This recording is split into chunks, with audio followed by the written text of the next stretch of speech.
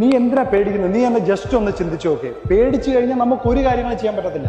ആദ്യം നിന്റെ തലയിലുള്ള ഈ നെഗറ്റീവ് തോട്ട് എടുത്ത് കളയാൻ. ഈ നെഗറ്റീവ് തോട്ട് എന്ന് പറയുന്നത് അതൊരു പേഴ്സണാലിറ്റിയെ കാണിക്കുന്ന കാര്യമാണ്. നമ്മുടെ പേഴ്സണാലിറ്റിയാണ്. നമ്മളിപ്പോൾ നെഗറ്റീവ് തോട്ടാണെങ്കിൽ നമ്മുടെ നെഗറ്റീവ് പേഴ്സണാലിറ്റിയാണ്, പോസിറ്റീവ് ആണെങ്കിൽ പോസിറ്റീവ് പേഴ്സണാലിറ്റിയാണ്. എനിക്ക് ജീവിക്കാൻ പേടിയാവുന്ന, എനിക്ക് അത് ചെയ്യാൻ പേടിയാണ്, എനിക്ക് വിഷമമാണ് ഫുള്ള്, ഇങ്ങനെ പറഞ്ഞുകൊണ്ടിരുന്നു കഴിഞ്ഞാൽ നിന്റെ പേഴ്സണാലിറ്റി അത് തന്നെ ആയിപ്പോവും. നേരെ മറിച്ച് ആലോചിക്കുക, എന്നെ കൊണ്ട് ഇത് ചെയ്യാൻ പറ്റും, ഞാനൊരു കാര്യം എൻ്റെ തലയിൽ വിചാരിച്ചു കഴിഞ്ഞാൽ എൻ്റെ മനസ്സത് മാറത്തില്ല, അല്ലെങ്കിൽ ഞാൻ ഒരു കാര്യത്തിനായിട്ട് ഇറങ്ങി തിരിച്ചു കഴിഞ്ഞാൽ ഞാനത് ചെയ്ത് തീർക്കും.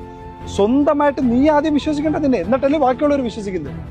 എപ്പോൾ നീ വിചാരിക്കുന്ന ഒരു കാര്യം ബാക്കിയുള്ളവരുമായിട്ട് കമ്പയർ ചെയ്യാൻ നോക്കുന്നു, അപ്പോഴാണ് നമ്മുടെ മനസ്സിൽ വിഷം കയറുന്നത്. ആ സാധനമേ ചിന്തിക്കണ്ട. നമുക്ക് നമ്മുടെ ജീവിതം നല്ലോണം ജീവിക്കാം.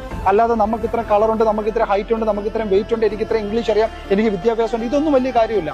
നമുക്ക് നമ്മുടേതായിട്ടുള്ള ഒരു പോസിറ്റീവ് ഓറ വേണം. ആ ഓറ ഉണ്ടെങ്കിലാണ് ബാക്കിയുള്ള എല്ലാ കാര്യങ്ങളും ഇങ്ങനെ നമുക്ക് ദൈവം അടുപ്പിച്ച് തരും.